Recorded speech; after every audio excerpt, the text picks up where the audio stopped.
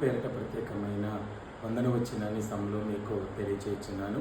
హోషేయ గ్రంథం 2వ అధ్యాయం 15వ వాక్యం చదివితే కనుక అక్కడ ఆకోరు లోయ అని చెప్పబడిందంటే రాయబడింది. ఆకోరు లోయ అంటే శ్రమగల లోయ అని అర్థం.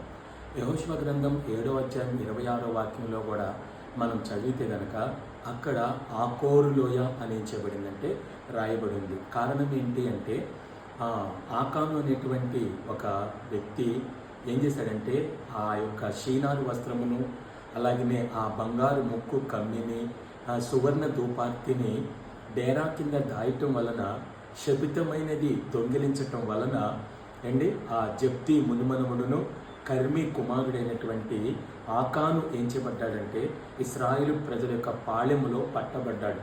పట్టబడినప్పుడు వారందరూ మోషే దగ్గరికి వెళ్ళి చెప్పినప్పుడు, మోషే దేవుని చేత ప్రార్థన చేసినప్పుడు దేవుడు మోషేకి చెప్పిన మాట ఏంటంటే, ఇశ్రాయేలు ప్రజలందరూ చూచినట్లుగా రాళ్ళు రువ్వి ఆకాను ఏం చేశారంటే చంపారు.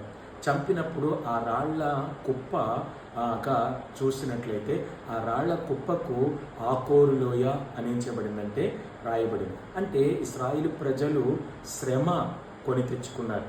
ఆకాను ద్వారా ఇశ్రాయేలు ప్రజలు హాయి పట్టణాన్ని ఏం చేయలేకపోయారంటే జయించలేకపోయారు. శ్రమగల లోయ అని ఆ మాటకు అర్థమిస్తుంది.